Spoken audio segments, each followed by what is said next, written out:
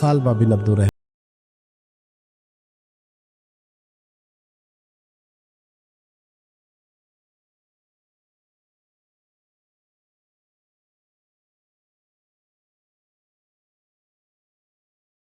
इसमें कोई शक नहीं, लेकिन क़यामत वाले दिन पता चलेगा जब गरीब छलांग लगा के जन्नत में दाखिल हो जाएंगे।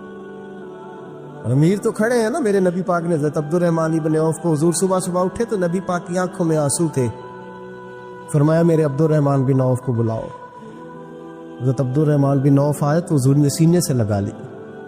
नबी पाक खोल के रोए, या रसूलल्लाह हुजूर क्या हुआ? फरमाया अब्दुर्रहमान रात मैंने ख्वाब देखी है, सारे जन्नत में चले गए, तू पीछे रह गया, तू पीछे रह गया। मैं खड़ा तेरा इंतज़ार करता रहा, मैं तेरे बगैर जा नहीं सकता था। फिर तू आया है तो तेरा सारा वजूद पसीने से भीगा हुआ था। हज़रत अब्दुर्रहमान इब्न औफ तड़प के रोए।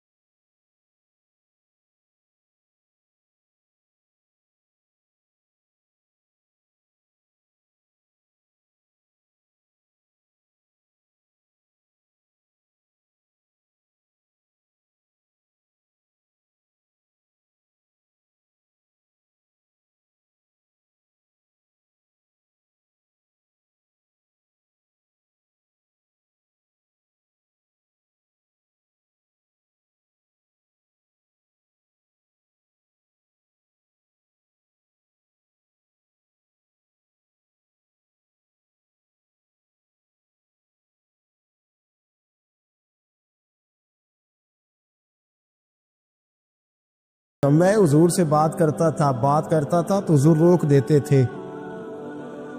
अब मुझे ज़ाहिरन बताने वाला कोई नहीं, माल के ढेर लग गए हैं।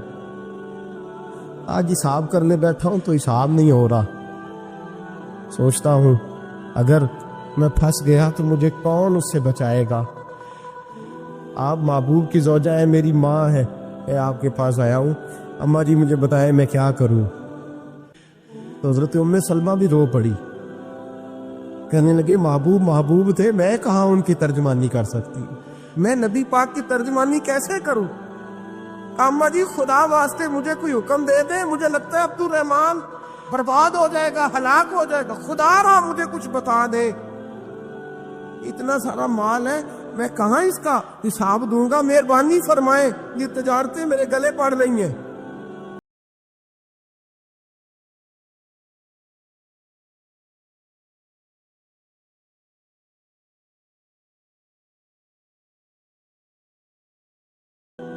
हजरत अब्दुर्रहमान इब्न औफ गए और 50% खैरात करके कहने लगे अम्मा मैंने 50% दे दिए, मैं बच जाऊंगा ना, मैं बच जाऊंगा, मैं दे आया हुआ था।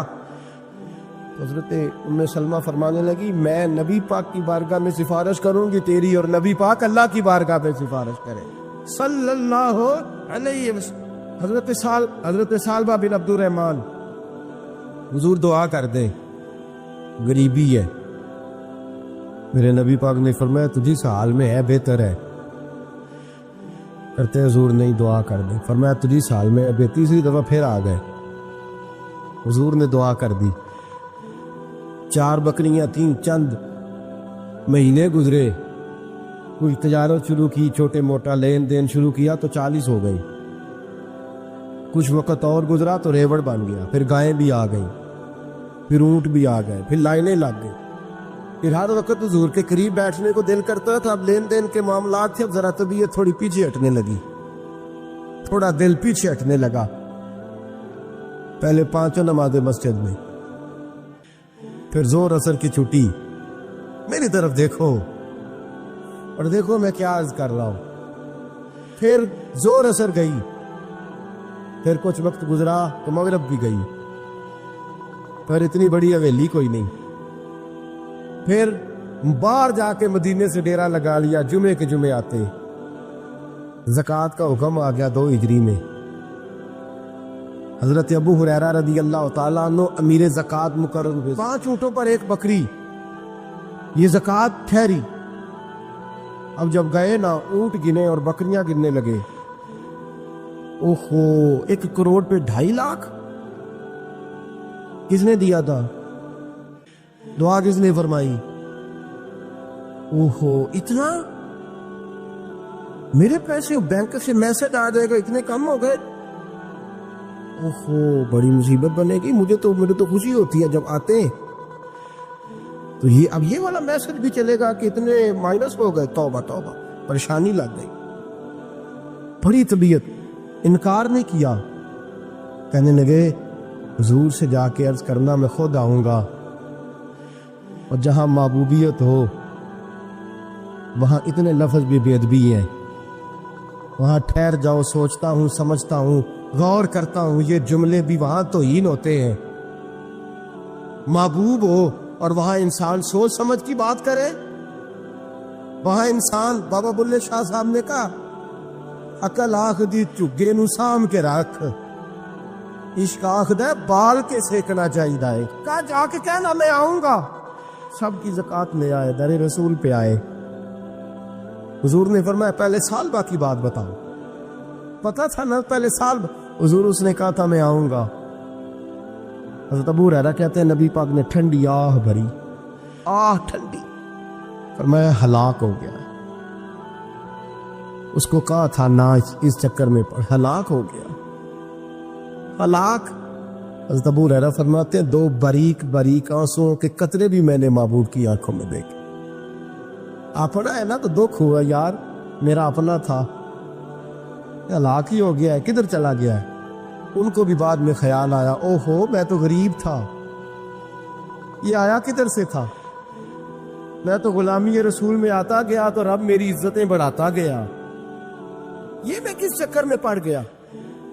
آئے لائنیں بکریوں کی لائے، حاضر کی، حضور وہ میں نے کہا تھا حضرت ابو ہریرہ سے میں خود آؤں گا، حضور میں خود لایا ہوں۔ فرمایا محبوب نے مجھے تو نہ بتا، میں تو سمجھتا ہوں، میں نے کہا تھا تو میں آ گیا ہوں۔ فرمایا چل اٹھا، دوڑ جا، لے جا۔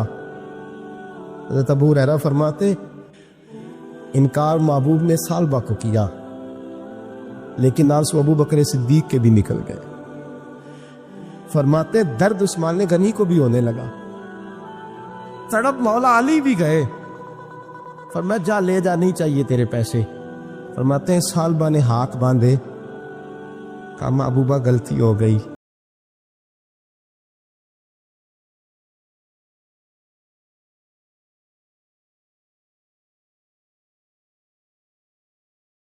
زبانوں پہ بھی جاری ہو گیا، یہ تو ہلاک ہو گیا۔ کہتے ہیں مدینے میں قحط پڑ گیا، محبوب نے فرمایا بلال تو بھی آج لا۔ ایک خشک چھوارا حضرت بلال کا قبول ہو گیا، لیکن سال بعد لائنیں لگی ہیں مال کی۔ فرمایا جا لے جا، تیرا قبول نہیں ہے۔ فرماتے تڑپتے رہے ساری زندگی اور مال کو دیکھ دیکھ کے آہیں بھرتے رہے، لیکن کریم نے اس تجارت کو قبول۔ حضرت ابو بکر صدیق کے پاس آئے، سرکار کے وصال، حضور قبول فرما لیں۔ فرمایا ساری دنیا کا قبول ہے، جس کا میرے نبی نے قبول نہیں فرمایا میں کیسے قبول کر لوں۔ حضرت عمر فاروق کے پاس آئے، فرمایا نہ تیرا قبول نہیں۔ حضرت عثمان کے زمانے میں وصال ہو گیا۔ عزیز یاد رکھ، تجارت وہ والی کر جو تجھے نجات دے، اس چکر میں نہ پڑ جا جو تجھے الجھا دے۔ قرآن مجید کی آیت آئی اقترب للناس حسابهم وهم فی غفلۃ معرضون، لوگوں کا حساب قریب آ گیا ہے اور وہ ابھی بھی غفلت میں پڑے ہیں، ابھی بھی 2 کے 4 اور 4 کے 10 کر رہے ہیں، حساب کا وقت قریب آ گیا۔ حضرت سائے مسجد سے ایک صحابی مکان بنا رہے تھے، جھونپڑی تعمیر کر رہے تھے۔ حضرت انس کو پریشان دیکھا، کہنے لگے انس خیر تو ہے، کوئی نئی آیت تو نہیں آئی؟ تو جناب انس کہنے لگے آیت تو آ گئی ہے، رب نے کہہ دیا کہ حساب قریب آ گیا، تیاری کر لو۔ جھونپڑی بنا رہے ہیں، محل نہیں، جھونپڑی بنا رہے تھے، ابھی دیوار کچی مکمل نہیں ہوئی تھی، ہاتھ جھاڑ دیے صحابی نے۔ ادھر رخ پھیرا تو حضرت انس کہنے لگے کہاں جا رہے ہو؟ کہنے لگے بھائی میں حساب نہیں دے سکتا، میں مصطفیٰ کے پاس جا رہا ہوں، میں نے نہیں دیوار بنانی، بس بھائی میری اس دور سے بس میں کوئی نہیں حساب دے سکتا، میں کمزور ہوں۔ میرے رسول کائنات صلی اللہ تعالی علیہ وسلم نے میرے دوستو تجارت کرو لیکن اس کو عبادت سمجھ کے کرو۔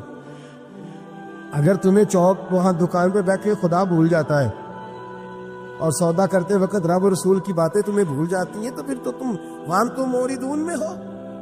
اور سنیں ترمذی میں حدیث ہے، میرے مصطفیٰ کریم علیہ الصلوۃ والسلام نے فرمایا جو سچا تاجر ہوگا، سچا تاجر، اللہ اسے قیامت کے دن نبیوں کے ساتھ جگہ عطا فرمائے۔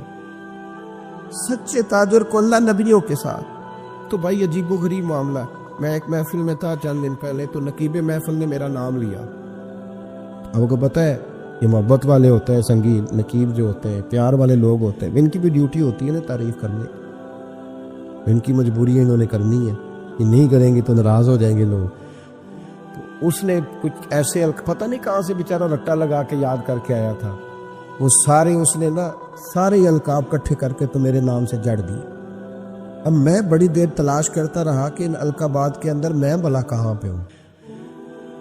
میرے اوپر تو میں دیکھ رہا تھا نا اپنے آپ کو، میں نے جیسے آپ کو آتے ہوئے کہا نا کہ ان میں سے بہت سارے لوگ ایسے الحمدللہ اسٹیج پہ جن کے چہرے مجھے نظر آ رہے تھے کہ مجھ سے بہت اچھے ہیں، نیک ہیں، کوئی ملمہ سازی نہیں کر رہا، نہ یہ مجھے کوئی انعام دیں گے، لیکن انسان کو پتہ ہوتا ہے نا، پتہ تو سارا ہے نا سردار مکیتی ہے ایدا پردہ چپایا ہی تیرا پلا ہو سی۔ اور میں تجربہ کر رہا تھا کہ جتنے لوگ بیٹھے ان میں سے بہت سارے ایسے لوگ ہیں جو اہل خیر ہیں، لیکن میرے بھائی اب وہ ڈھونڈنا پڑتا ہے نا اتنے بڑے القابات کے اندر سے کہ اتنا بڑا اس کا وزن ہے اور ہمارا وزن کتنا ہے۔ تو میں نے اس کو بعد میں کہا، میں نے کہا یار یہ تمہیں پتہ ہے تو کیا کہہ رہا تھا لفظوں کا؟ کہنے نہیں میں تو تینوں کا ترجمہ نہیں آتا وہ کیا ہے۔ تو میں نے کہا کوئی ضروری ہے آپ سادہ بھی نام لے لیں گے تو کیا ہو جائے گا، لیکن ان بیچاروں کی بھی مجبوری ہے نا جی۔ اور وہ القابات وہ ہر روز لقابت کرے گا، ہر ایک کے بارے میں وہی جملہ کہے گا، ہر پیر کے بارے میں وہی فکرہ کہے گا، کوئی ضرورت نہیں۔ آپ سچی بات کریں، آپ کھری بات کریں، آپ دو حرفوں میں بات کریں، انسان کے لیے وہ لفظ کہیں جو روح آپ کی اجازت دیتی۔ اگر طبیعت اجازت نہیں دیتی تو نہ کہو، کوئی حرج نہیں، کوئی مسئلہ نہیں، کوئی ضرورت نہیں، کوئی کسی قسم کا معاملہ نہیں۔ آپ تھوڑا سا رکے، اپنی زندگی میں یہ معیار بنائیں، آپ یہ سمجھیں اس چیز کو کہ ہم نے ایسے تھوڑی بات کر دینی ہے۔ آپ بات تھوڑا سوچ کر کریں، تھوڑا سمجھ کر کریں، تھوڑا نکھر کر کریں۔ سچ کی زندگی گزارو، سچ کی زندگی ٹھنڈی ہوتی ہے، سچ کی زندگی مزیدار ہوتی ہے، سچ کی زندگی کے اندر انسان سکون میں رہتا ہے، ورنہ تو مطلب عجیب معاملہ ہے نا جی۔ ایک بات میں نے کرنی ہے، وہ سمجھ لیں میرے لیے، ان بزرگوں کے لیے نہیں ہے۔ ایک بزرگ نے خود لکھا ہے اپنے قلم سے، ان سے کسی نے کہا حضرت صاحب آپ نے نصیحت کہاں سے لی؟ تو کہنے لگے میں تو جہاں سے بھی نصیحت ملی ہے میں نے لے لی ہے۔ جو ابھی اپنے آپ کو طالب علم سمجھتا ہے وہ کہیں سے بھی لے لیتا ہے، اور جو کہتا ہے کہ اب میں کسی مقام پہ پہنچ گیا ہوں تو اس کے لیے ذرا مشکل ہوتا ہے۔ کہا جناب پھر بھی کہاں سے؟ تو کہنے لگے مجھے تو طوائف بھی ایک دن نصیحت کر گئی۔ سب طوائف؟ کہاں، کس طرح؟ تو فرمانے لگے میں گزر رہا تھا جبے کبے میں، وہ بھی گزر رہی تھی بے پردہ، چہرے پہ کپڑا نہیں تھا، تو میں نے اس کو نصیحت کر دی، میں نے کہا بیٹے چہرے پہ کپڑا ڈال، اللہ سے ڈرا کر۔ کہتے اس نے اسی وقت نقاب ڈال لیا، چہرے پہ کپڑا رکھا، کہنے لگی میں احتیاط کروں گی، پر بزرگوں اجازت ہو تو ایک بات میں بھی کر دوں؟ کہتے میں نے کہا بیٹے کر لو۔ تو کہنے لگی حضرت صاحب میں جو ہوں نا میں وہی کہلاتی ہوں، آپ بھی بتلائیے جو آپ کہلاتے ہیں وہ ہیں آپ؟ جو آپ کہلاتے ہیں، جو آپ کو کہا جاتا ہے وہ ہیں آپ؟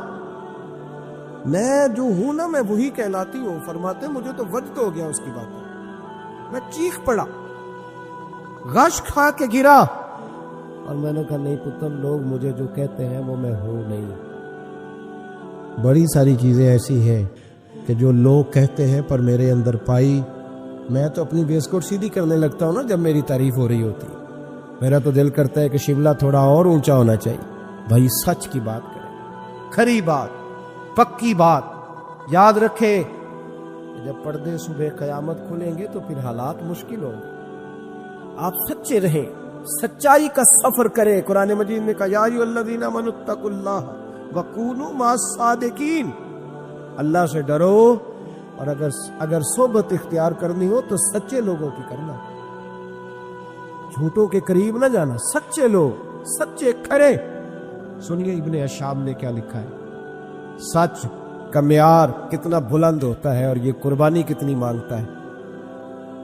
حضرت اسماء بنت ابی بکر صدیق رضی اللہ تعالی عنہا فرماتی ہیں کہ میرے ابا جی نا میری ڈیوٹی لگا کے گئے تھے کہ بیٹے میں حضور علیہ السلام کو لے کے غار ثور میں جا رہا ہوں تو میرے نبی کریم کو نا تازہ کھانا ملنا چاہیے۔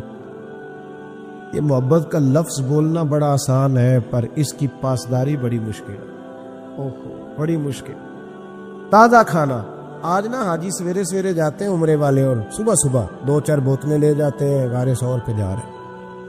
اب رستہ بھی بن گیا ہے، دن کا وقت بھی ہوتا ہے، رستے میں بھی 2-4-5 جگہ پانی پینے کا بندوبست ہے، بوتلیں ملتی ہیں، پھر بھی حاجی واپس آ کے بڑھ کے مارتے۔ میں جی الحمدللہ سویرے ہی چلا گیا، بس 2.25 گھنٹے میں پہنچ گیا تو مسئلہ ہی کوئی نہیں، میں پھر آ گیا۔ بڑے لوگ رہ گئے جی، آپ گئے تھے جی، وہ 10 سے اوروں سے بھی پوچھتے ہیں آپ گئے یہاں پہ یہ غار ثور پہ؟ 5413 فٹ اونچی غار ہے وہ، اور آج بھی صبح کے وقت لوگ جاتے ہیں تو پتہ نہیں 15-18 جگہ پہ رک کے سانس لیتے ہیں، پانی پیتے ہیں، پھر بھی مشکل ہے، اور دن میں جاتے ہیں، اس وقت تو رستہ بھی کوئی نہیں تھا۔ آج بھی جنگل ہے، جاگ رہے ہیں آپ حضرات؟ سمجھ آ رہی ہے میری باتوں کی؟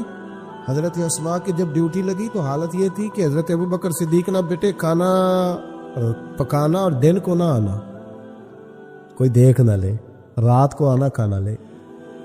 یہ آپ کا ہستا بستہ گاؤں ہے، اور 10 بجے رات کو جوان بیٹی اگر ماچس لینے چلی جائے نا دکان پہ تو سویرے شور مچ جاتا ہے، اور باپ ہو سکتا ہے کہ پھر محلے والوں سے نظریں نہ ملا سکے کہ جوان بیٹی۔ عشق کا دعویٰ کرنا بڑا آسان ہے، اور یہ سپیکر جب میرے ہاتھ میں ہوتا ہے تو میں کہتا ہوں ایسے کر دوں گا، میں وہ کر دوں گا، پھر سپیکر کہیں پگڑی کی باتیں کرنی تو آسان ہے، جوش دکھانا تو بڑا آسان ہے، پر عمل کرنا اللہ چوب گویم ب مسلمانم ب لرزم۔ جب میں کہتا ہوں میں مسلمان ہوں تو میں کانپ جاتا ہوں، جب میں کہتا ہوں یہ لفظ کہ میں حضور کا دیوانہ ہوں۔ اقبال کہتے ہیں مجھ پہ کب کبھی طاری ہو جاتی، سنو اور یاد رکھو۔ حضرت اسماء کہتی ہے ابا جی نے ڈیوٹی لگائی، رات کو کھانا پہنچا لے، وقت میں کھانا پکاتی، پھر میں مکے کی گلیوں میں دیکھتی دنیا سو جاتی رات کے وقت۔ بیٹیاں تو بڑی پیاری ہوتی ہیں نا، اور پھر رات کو بیٹی نکلے، اور عام گھر نہیں، سردار کی بیٹی۔ فرماتی ہیں کبھی کسی نے دستک ہی نہیں دی تھی، کسی کی طاقت ہی نہیں تھی ابو بکر صدیق کے دروازے کو دیکھے، لیکن ایک دن میں کھانا پکا رہی تھی تو میرے دروازے پہ شور ہوا۔ فرماتی ہیں شدید پریشانی کے عالم میں دروازے پہ گئی تو ابو جال کئی لوگوں کو لیے دروازے پہ کھڑا تھا۔ میں باہر نکلی، کیا بات ہے؟ تو کہتی بڑے مجمع میں اس نے پوچھا، کہنے لگا کہاں گئے ہیں ابو بکر صدیق، کہاں گئے ہیں نبی کریم علیہ السلام کو لے کر، بتاؤ۔ نوجوانوں ذرا غور کرنا، بات بات پہ جھوٹ بولنا کوئی نفع نہیں، پھر بھی جھوٹ، کہاں گئے ہیں؟ جناب اسماء کہتی ہیں اب میرے لیے بڑی مشکل ہو گئی، جھوٹ بولتی ہوں تو شریعت نہیں بچتی، سچ بتاتی ہوں تو وفا نہیں بچتی، کدھر جاؤں؟ کہتی ہیں پیروں میں زنجیریں ہیں، غلط بات کیسے کروں؟ اس نے پھر پوچھا، بولتی کیوں نہیں، کہاں گئے؟ میں خاموش تھی۔ تیسری بار پھر پوچھا، کہاں گئے ہیں وہ؟ جناب اسماء کہتی ہیں میں نے فیصلہ کر لیا، شریعت بھی بچانی ہے، وفا بھی بچانی ہے، دونوں چیزیں بچیں گی، بولو کہاں ہے؟ یہاں تو لوگ مرد ہو کے دین کے لیے نہیں ڈٹتے، اور 1 منٹ کے لیے بھی عقیدے پر مسلک پر ڈٹنے کو تیار نہیں ہوتے۔ لوگ دیکھتے ہیں مجلس کس طرح کی، اس طرح کا رنگ اختیار کر لیتے۔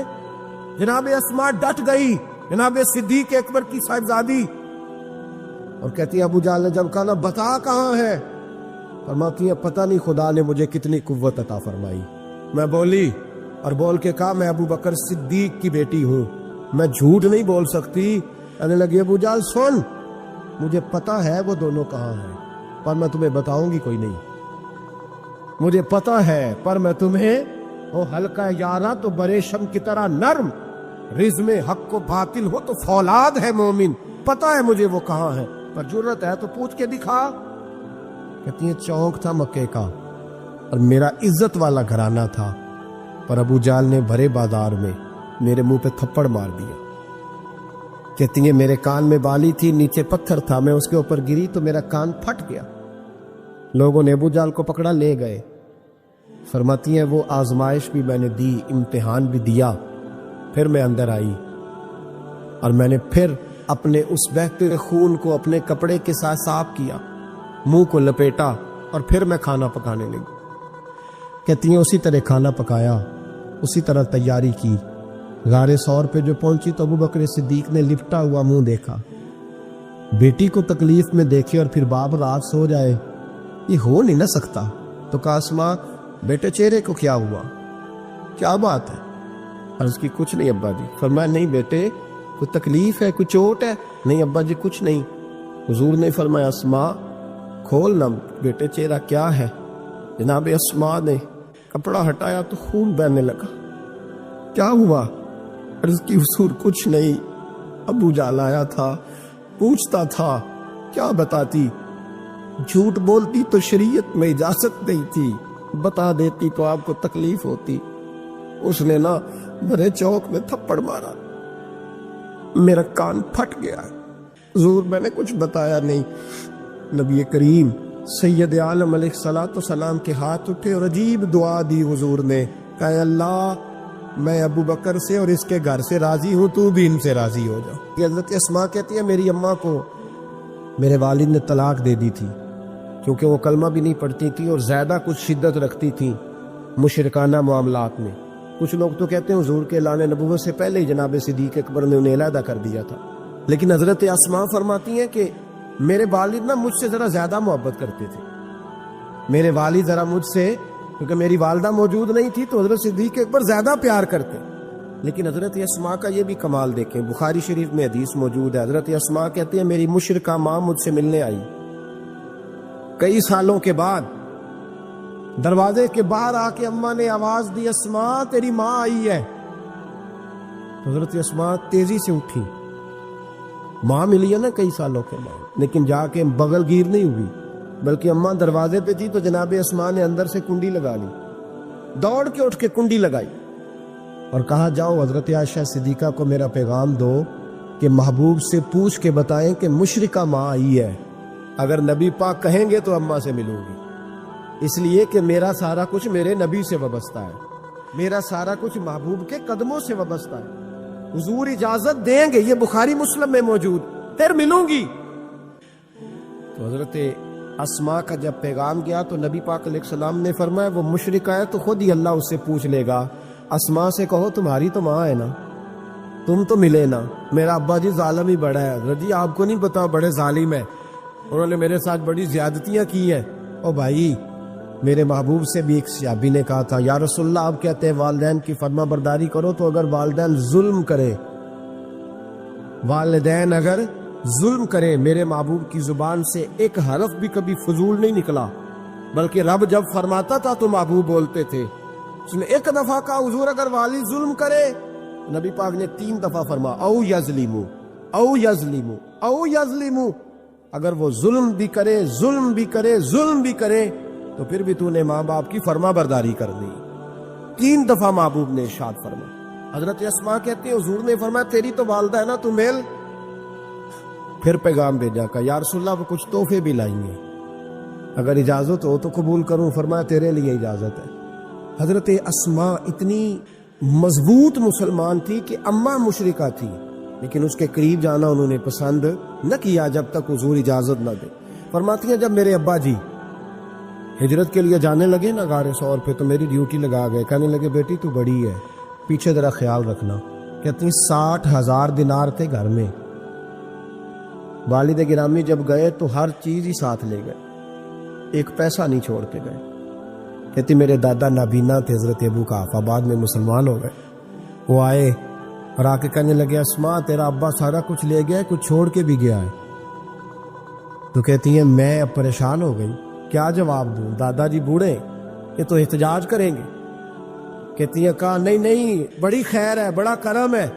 کہا نہیں مجھے بتا کچھ چھوڑ کے گیا ہے, مجھے امید نہیں ابو بکر کچھ چھوڑ کے جائے گا. اور جب محمد ابن عبداللہ صلی اللہ علیہ وسلم پہ خرچ کرتا ہے تو ہر چیز ہی لٹا دیتا ہے. بتا کچھ چھوڑ کے گیا ہے؟ تو حضرت اسماء کہتی دادا جی بوڑھے تھے تو مجھے تجویز آئی, میں جلدی جلدی سے اٹھی, چھوٹے چھوٹے روڑے میں نے ایک گھڑے میں رکھے, اس کے اوپر میں نے ٹاٹ ڈال دیا. میں نے کہا دادا جی پیسے ہیں, ان کا بازو تھام کے تو میں نے وہاں لگا دیا ٹاٹ کے اوپر. کہتی ٹاٹ کے اوپر لگایا, یہ نہیں بتایا نیچے کیا. میں نے کہا یہ دیکھیں. کہنے لگی اچھا اچھا ٹھیک ہے, میں نے یہ نہیں کہا پیسے ہیں, غلط بات بھی نہیں کی, یہ دیکھیے. کہتی ہیں دادا جی کو تسلی ہو گئی, وہ مطمئن ہو گئے. وہ مطمئن ہوئے تو میری آنکھوں میں آنسو آ گئے, میں رو پڑی. میں نے کہا دیکھو رب کریم اس عمر میں مجھ سے کیسی خدمتیں لے رہا. جوان بیٹی, یہ ہمارا ہنستا بستا شہر ہے اور سارے اپنے ہیں ہم آپس میں, لیکن کسی کی جوان بچی اس محلے دار سے جس کو وہ بچپن سے جانتی ہے, کونے میں جوان بچی 20-22 سال کی اگر ماچس لینی چلی جائے تو شور ہو جاتا ہے. وہ بیٹی نکل آئی ہے جی, ابا جی شام کو گھر آئے تو محلے دار غیبت کریں گے, بیٹی تیری جوان وہاں کھڑی تھی آج سبزی لینے آئی تھی ماچس لینے, ابا درہ نکال لیتا ہے. بیٹی کیسے باہر چلی گئی؟ اپنا محلہ ہے, سارے اپنے لوگ ہیں, کیوں پھر بھی نہیں جا سکتی؟ کیسے گئی؟ 5413 فٹ اونچی غار ہے, غار ثور. اور جب ہم وہاں جاتے ہیں تو تجربہ کار حاجی مشورہ دیتے ہیں, کہتے ہیں سویرے سویرے جانا فجر کی نماز کے وقت, ورنہ دوپہر میں جانا بڑا مشکل ہوتا ہے. 3 بوتلیں بغل میں پانی کی, رستے میں 4-5 جگہ جو ہے وہ بیٹھنے کی جگہ بنی ہوئی ہے, وہاں ڈھابے ہیں چائے کے, بوتل کے, پانی کے, رستے بن گئے. لیکن جب حضرت صدیق اکبر نبی پاک کو لے کے گئے کوئی رستہ نہیں تھا, دشوار گزار گھاٹی تھی. کہنے لگے محبوبہ آپ کو تکلیف ہوگی, آپ میرے کندھوں پہ بیٹھ جائیں. پباں پہاڑ قدم نہیں جے لاؤندا تے 100 پہاڑ تے چڑھیا جاندا, او پیا جاندا جے یار نبی دا, اے اصلی دلدار نبی دا. حضرت صدیق اکبر حضور کو لے گئے, ڈیوٹی لگائی, فرمایا اسماء میں نہیں چاہتا, پریشانی جتنی مرضی ہے, ایمرجنسی جتنی مرضی ہے, پر میری محبت گوارا نہیں کرتی کہ حضور سرکے اور کھجور پہ گزارا کریں. بیٹے تازہ کھانا پکا کے پہنچانا. 5413 فٹ اونچی غار اور دن کو ڈر آئے. حضرت اسماء کہتی ہے میں روز تازی روٹی پکاتی, کھانا تیار کرتی, جب دنیا سو جاتی تو میں پہنچا کے آتی. کون حضرت ابو بکر صدیق کی محبت کا اندازہ کرے گا, کون اس گہرائی تک جائے گا. حضرت اسماء کہتی ہے ایک دن کپڑا ہی کوئی نہیں تھا گھر میں, عورتیں نا سینہ بند باندھا کرتی تھی, عرب کے لوگ کھلے کپڑے پہنتے تھے تو کمر بند باندھتی, اسے نتاق کہتے تھے. حضرت اسماء کہتی ہے میں نے اسے پھاڑا, آدھے میں روٹی باندھ لی اور آدھا میں نے کمر کے ساتھ باندھ لیا. جب لے کے گئی نا, یہ بخاری ہے, تو حضور نے دیکھا, حضرت ابو بکر نے دیکھا کہ بیٹے جو تو سینہ باندھ ہے, کہا ابا جی آدھا وہاں ہے آدھا میں نے باندھا ہوا ہے. تو محبوب نے فرمایا تو ذات النطاقین ہے, تو 2 کمر بند والی ہے. فرماتی ہیں میرا نام ہی پڑ گیا اس سے, 2 کمر بند والی. حضرت اسماء روز کھانا پہنچاتی. حضرت اسماء بنت ابی بکر صدیق رضی اللہ تعالی فرماتی ہیں اس انداز میں قربانیاں دیں. پھر ایک وقت آیا, فرماتی ہیں میرے گھر میں دولت تھی, مال تھا, میں نے بڑا کچھ دیکھا تھا, لیکن میرے لیے رشتہ آیا نبی پاک کے بیٹے کا, حضرت زبیر بن عوام. یہ حضور کی پھوپھی کے بیٹے بھی ہیں, اور جو 10 صحابہ کو حضور نے جنت کی بشارت دی اس میں بھی شامل ہے. حضور نے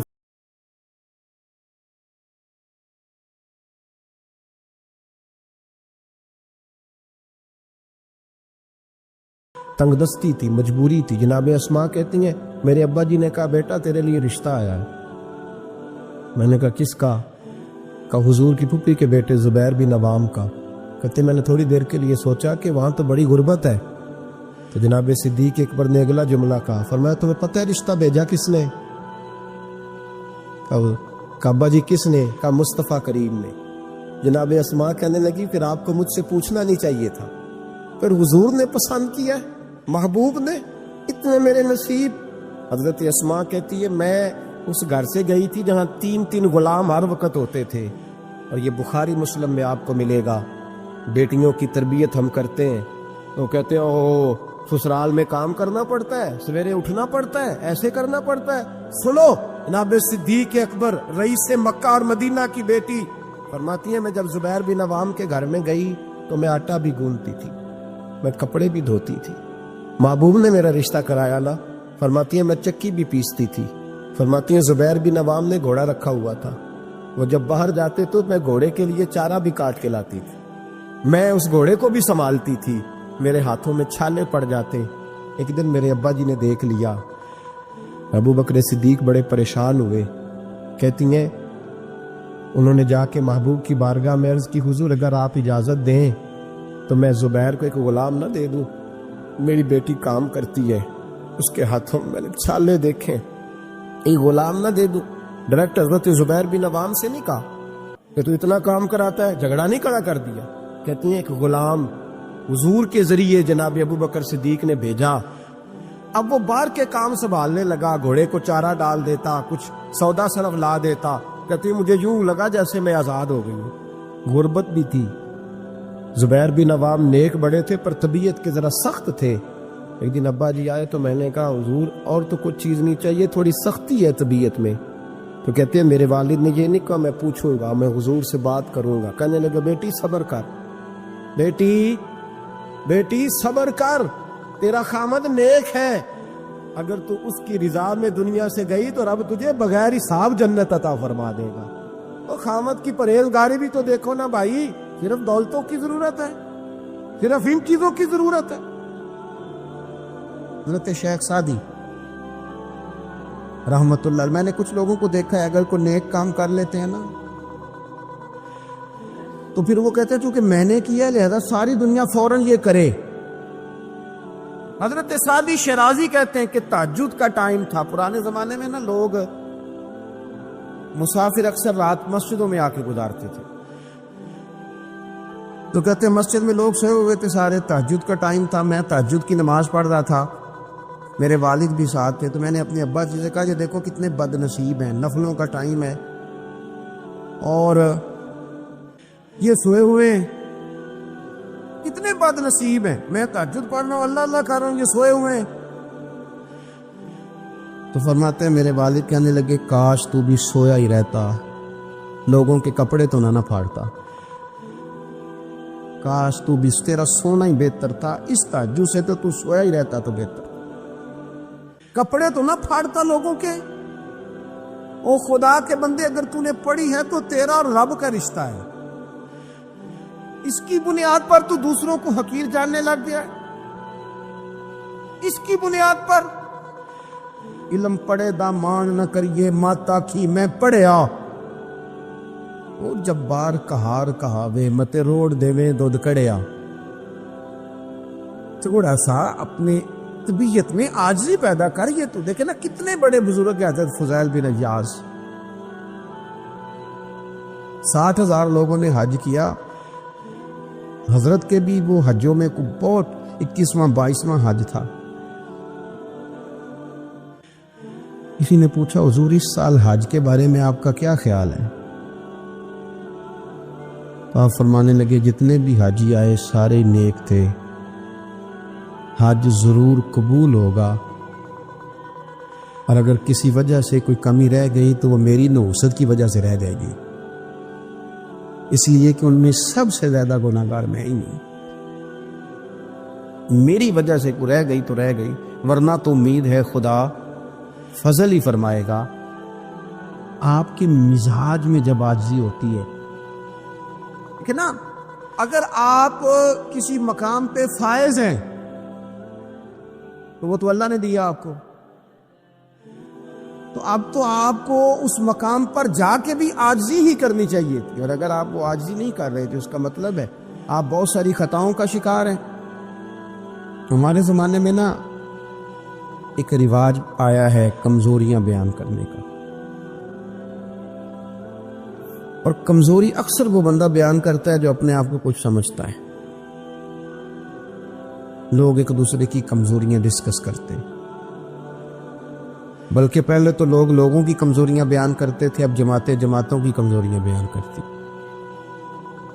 اب پارٹیاں پوری پارٹیوں کی کمزوری بات اتنی اجتماعیت تک چلی گئی کہ سوچے محدود سے محدود تر ہو گئی۔ اللہ تعالیٰ نے نا ایک دفعہ حضرت موسیٰ کلیم اللہ علیہ السلام سے فرمایا کہ آپ کی قوم میں جو سب سے نیک آدمی ہے نا اسے ڈھونڈ کے میری بارگاہ میں لائیں۔ حضرت موسیٰ علیہ السلام نے نا جس کو سب سے زیادہ نیک سمجھتے تھے اسے اللہ کی حضور پیش کیا، مالک یہ سب سے زیادہ نیک ہے، جسے حضرت موسیٰ کلیم نیک کہے، وہ کتنا کو نیک ہوگا؟ یا اللہ یہ نیک ہے۔ حضرت موسیٰ علیہ السلام سے رب کریم نے فرمایا اب اس بندے کی ڈیوٹی لگاؤ کہ یہ اس قوم میں جو سب سے گناہ گار ہے وہ بندہ ڈھونڈ کے لائے۔ اگر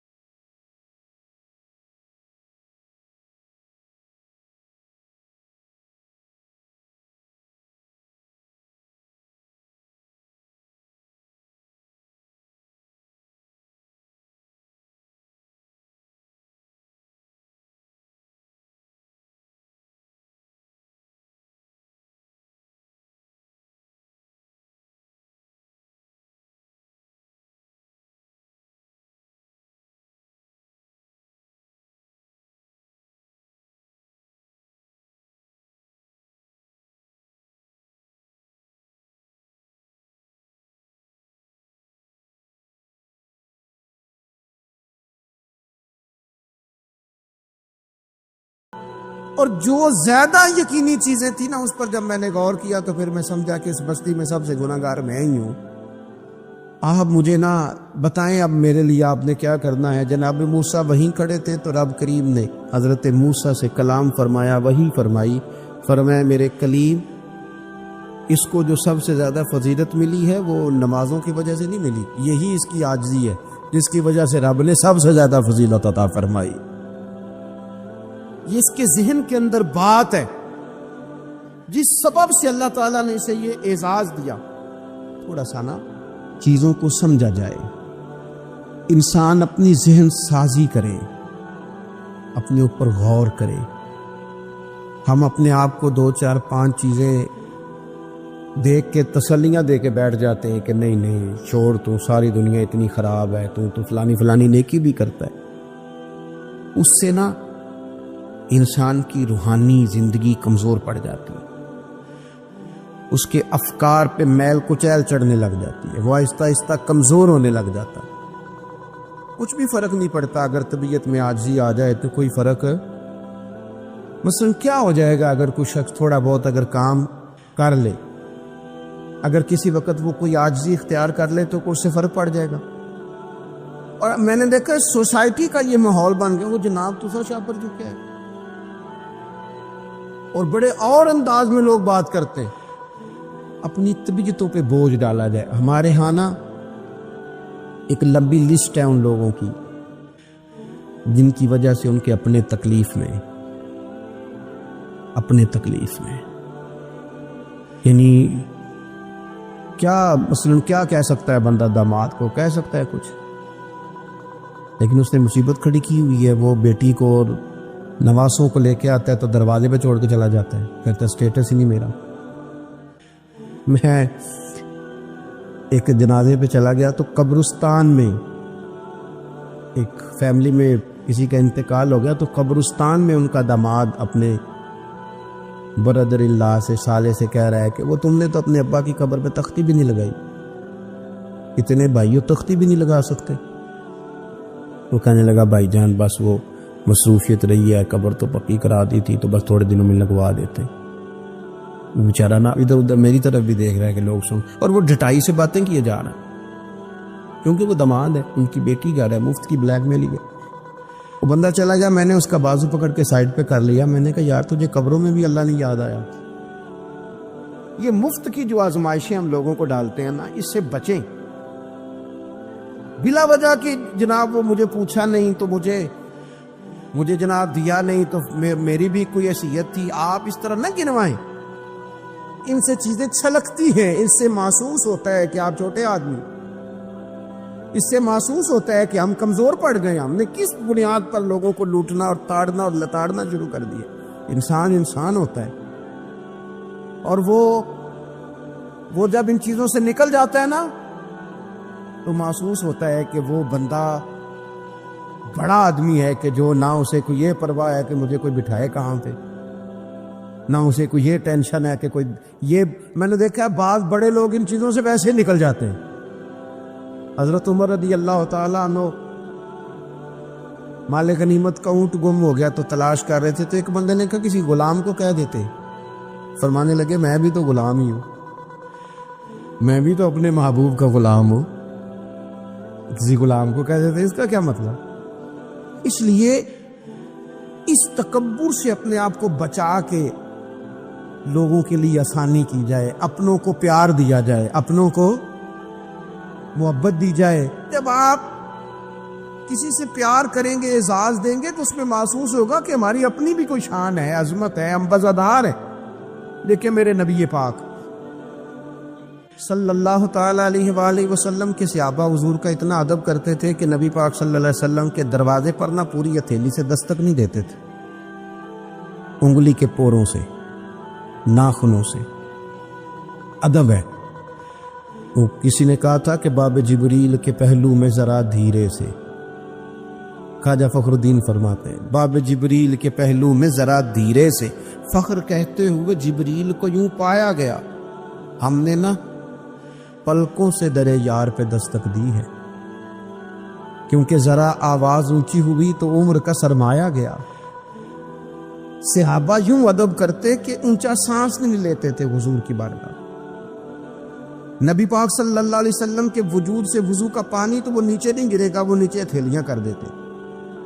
آنکھیں حضور کی بارگاہ میں نہیں اٹھاتے تھے، بعد سے پوچھا جاتا حلیہ بیان کر دو، کہتے تھے اتنی جرت ہی نہیں تھی حضور کو دیکھ سکے۔ وہ اتنا ادب کرتے، لیکن نبی پاک صلی اللہ علیہ وسلم کا ان کے ساتھ معاملہ کیا تھا؟ جنگ بدر کے لیے جب سواریاں جا رہی تھی نا، تو ایک سواری پہ 3 لوگ تھے۔ تو اسلام مذہب بڑا حسین ہے نا، یہ رحمت للعالمین محبوب کا پیغام ہے نا۔ اب ایک سواری پہ 3 بندے بیٹھیں گے، تکلیف ہوگی، طے یہ پایا کہ 2 بیٹھ جائیں، ایک پیدل چلے۔ نبی پاک صلی اللہ علیہ وسلم نے فرمایا مجھے بھی 2 بندے دے دو۔ نصیبہ جاگا سیدنا ابو لبابہ کا، حضرت علی المرتضیٰ شیر خدا کا، یہ دونوں رسول پاک صلی اللہ علیہ وسلم کے ساتھ ہیں۔ اب ایک دفعہ باری حضرت ابو لبابہ سرکار کے پیچھے بیٹھیں گے، مولا علی پیدل چل رہے ہیں۔ اس شخص کا کمال تو دیکھیں جس کے ہاتھ میں اس سواری کی لگام ہے جس کے سوار مدینے والے رسول ہیں صلی اللہ تعالی علیہ وسلم۔ پھر باری آئی حضرت علی پیچھے بیٹھے، لگام حضرت ابو لبابہ نے تھام لی، وہ سوئے لال ہزار پھرتے ہیں اور تیرے دن اے بہار پھرتے ہیں۔ نبی پاک صلی اللہ علیہ وسلم کی سواری کی لگام تھامی ہوئی، باری لگ گئی، حضور نے پیدل چلنا ہے، کیوں ہاتھ باندھے ہیں دونوں نے، عرض کی حضور خادم جو حاضر ہیں، مہربانی کرے نا، آپ بیٹھے نا، ہم پیدل چلتے ہیں آپ کی باری۔ تو نبی پاک صلی اللہ تعالی علیہ وسلم کا جو لہجہ ہے عزت دینے کا، 2 جملے حضور نے کہے، آپ دونوں جملوں میں حضور نے جو غلاموں کو عزت دی وہ بھی دیکھیے، سمجھانے کا انداز بھی دیکھیے، اور امت کے دلوں میں عاجزی پیدا کرنے کا طریقہ بھی دیکھیے۔ حضور سید عالم علیہ الصلوۃ والسلام فرمانے لگے تم دونوں مجھ سے زیادہ طاقتور ہو، تم زیادہ طاقت رکھتے ہو کہ پیدل چلو، میں بھی چل سکتا ہوں۔ اور پھر فرمایا تم دونوں کو کچھ زیادہ اجر کی ضرورت ہے، میں نے بھی تو اپنے رب سے اجر لینا ہے نا، دین کے رستے میں چلنے کا میں نے بھی تو اجر لینا ہے۔ تھوڑی دیر ہوئی ایک آیا کالیاں زلفاں والا، تھوڑی دیر ہی ہوئی ایک آیا سی کالیاں زلفاں والا، وہ دو کڑیاں ہی میرے من وچ رکیا کر گیا نور اجالا۔ اتنا کرم دو جملوں سے طبیعت ہی بدل گئی۔ فرمایا تم کو زیادہ طاقتور ہو، تمہیں کو زیادہ اجر چاہیے۔ آپ اگر پیار کریں گے نا، تھوڑی تھوڑی محبت کریں گے، تھوڑا تھوڑا انداز آپ اختیار کریں گے۔ میں نے دیکھا ہے کوئی افسر صاحب بن گئے ہیں، کوئی پیر صاحب بن گئے ہیں، کوئی علامہ صاحب بن گئے، ناراض نہ ہونا، کوئی نمازی صاحب بن گئے، کوئی حاجی صاحب بن گئے، کوئی فلانا صاحب بن گئے، تو بس وہ ہم کچھ نہ کچھ بن ہی گئے۔ اور جن لوگوں کو ہماری وجہ سے سکون مل رہا تھا وہ ڈھونڈ رہے ہیں، پتر ملے، بھائی ملے، شاگرد ملے، دوست ملے۔ یہ ساری صورتیں بھی تو لوگوں کو چاہیے۔ اور آپ کی عظمت میں، شان میں کوئی فرق نہیں پڑتا۔ آپ اگر کچھ ہے نا، صدر اگر ایوان صدر میں ہو تو پھر بھی صدر ہی ہوتا ہے، اور اگر دورے پہ ہو تو پھر بھی صدر ہی ہوتا ہے۔ حضرت عمر بن عبدالعزیز رحمۃ اللہ علیہ نا، آپ کو خادم دیا گیا تھا، بادشاہ وقت تھے نا، خادم ملا ہوا تھا، ایک رات کو آپ کے پاس رہتا تھا، ایک دن کو رہتا تھا۔ رات کو ایک مہمان آ گیا تو چراغ جل رہا تھا، جناب عمر بن عبدالعزیز رحمۃ اللہ علیہ کچھ لکھ رہے تھے، تو وہ خادم کی آنکھ لگ گئی، وہ سو گیا۔ انسان ہی ہے نا، نیند آ ہی جاتی ہے، لیکن وہ آتی ہے صاحب کو، چوکیدار کو تو نہیں نہ آنی چاہیے۔ پھر صاحب کہتے ہیں تو تنخواہ کا دی لینا ہے، تینوں رکھیا کا دے لیے، یہی لفظ ہے نا جی۔ اس کو تو نہیں نہ آنی چاہیے، ڈرائیور کو تو نہیں نہ آنی چاہیے، وہ تو نیند تو شاید صرف مالک کے لیے، ڈرائیور کے لیے تھوڑی ہے۔ تو اس کی آنکھ لگ گئی، اسے نیند آ گئی خادم کو۔ حضرت عمر بن عبدالعزیز، وہ چراغ جل رہا تھا تو وہ گل ہونے لگ گیا، بجھنے لگ گیا۔ مہمان کہنے لگا حضور میں ٹھیک کر دوں، فرمانے لگے نہیں، مہمانوں سے خدمت نہیں لیتے۔ خادم کو جگا دے، فرمانے لگے جاگتے رہتا ہے، آج ہی سو گیا ہے، کسی وجہ سے تھک گیا ہو۔ حضرت عمر بن عبدالعزیز خود اٹھ کے گئے، چراغ کی بتی ٹھیک کی، سلائی کے ساتھ دوبارہ جلایا، آ کے بیٹھ گئے۔ اب ظاہر ہے کہ بادشاہ سے ملنے کو بادشاہ ہی آیا ہوگا، کوئی وزیر ہی آیا ہوگا، تو اس نے اپنے لیول کی بات کی۔ کہنے لگا حضرت صاحب اس کو کس لیے رکھا ہوا ہے، سو گیا، اس کو جگاتے۔ وہ تو بڑی جلال میں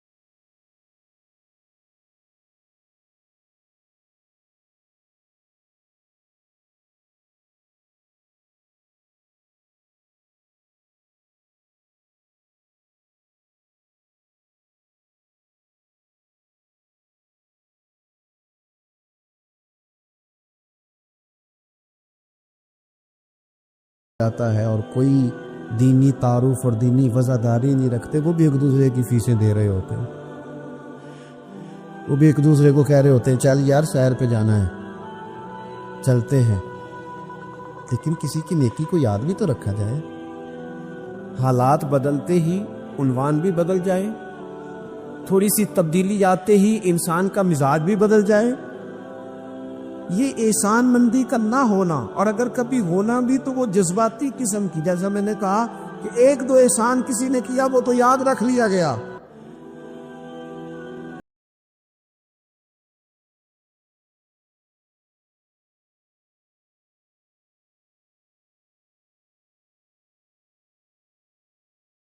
نبی پاک علیہ السلام نے سیدہ خدیجہ الکبریٰ کی موجودگی میں دوسرا نکاح نہیں کیا۔ اعلی حضرت حج کے لیے تشریف لے گئے تو وہاں جتنے علماء اس وقت موجود تھے وہ سارے آ کے بیٹھ گئے، حضور ہمیں حدیث پاک پڑھا دیں، ہمیں تفسیر کے اسباق پڑھا دیں، ہم شاگرد بننا چاہتے ہیں، اسناد لے رہے ہیں۔ اب اس زمانے میں لوگ 6 ماہ، سال اس سے بھی زیادہ حرم شریف میں رہتے تھے۔ تو وہاں کچھ لوگوں نے کہا حضور اتنا عرصہ آپ کو یہاں رکنا ہے تو آپ یہاں نکاح کر لیں۔ فرمانے لگے دوسری شادی جائز بھی ہے اور میں اس کی طاقت بھی رکھتا ہوں۔ اعلی حضرت فرمانے لگے میری اہلیہ نے تکلیفوں میں میرا ساتھ دیا ہے، میں اسے وقت نہیں دے پایا، دین کے کام میں لگا رہا، لیکن اس خاتون نے بڑی نیک نامی کے ساتھ میرے ساتھ زندگی بتائی ہے۔ یہ اعلی حضرت کے لفظ ہیں۔ فرمانے لگے میں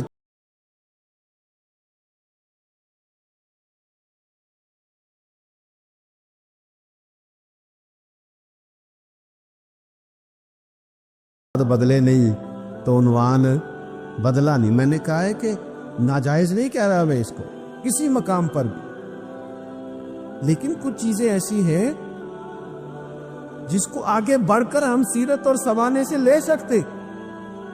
سیدہ خدیجہ الکبریٰ رضی اللہ تعالیٰ عنہ نے حضور سید عالم علیہ السلام کے ساتھ وہ وقت گزارا تھا جو اسلام پر غربت کا وقت تھا، جو کفار کی اذیتیں برداشت کرنے کا وقت تھا، جس وقت معاذ اللہ کمر مبارک پر اونٹ کی اوجڑیاں رکھی جاتی تھی، راستے میں کانٹے بچھائے جاتے تھے، پتھر برسائے جاتے تھے۔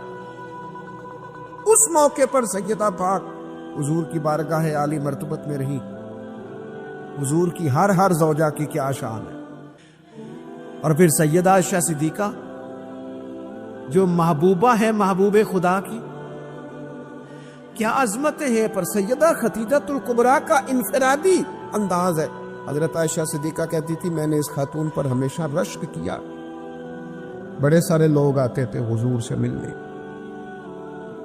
لیکن دروازے پر ایک خاتون بولی، جناب حالہ بنت خولت، دروازے پر خاتون بولی، اجازت مانگی السلام علیکم کے بعد میں آ جاؤں؟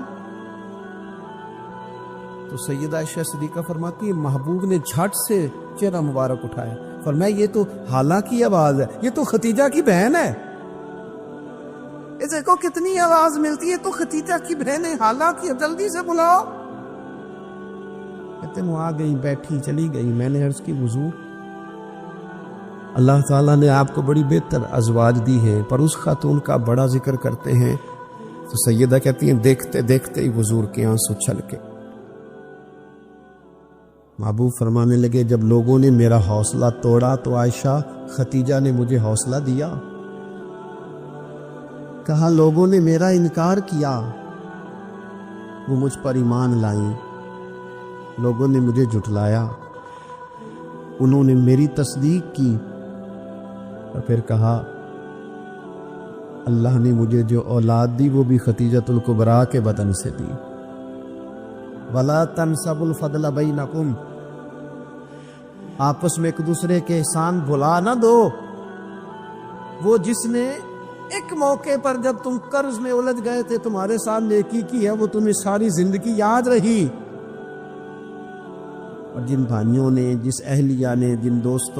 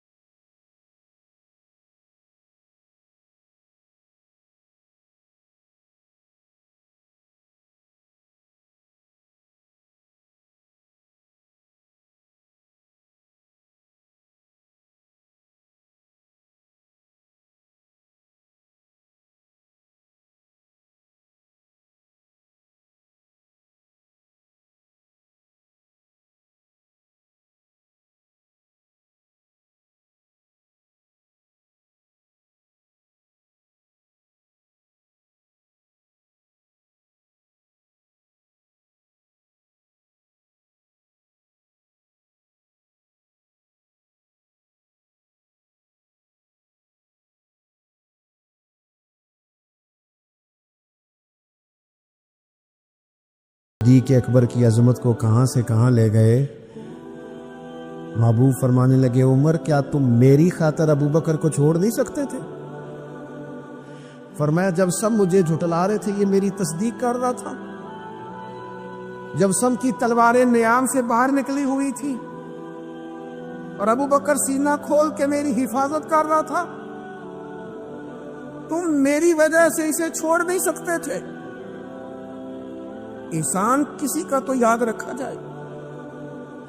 ہمارے ایک بہت بڑے بزرگ عالم ہیں تو ایک دن فرما رہے تھے یار حد ہو گئی ہے، جن کو پڑھایا تھا لکھایا تھا وہ مقابلے میں آ کے بیٹھ گئے، ہم نے شاگرد بنائے تھے کہ دشمن تیار کیے تھے۔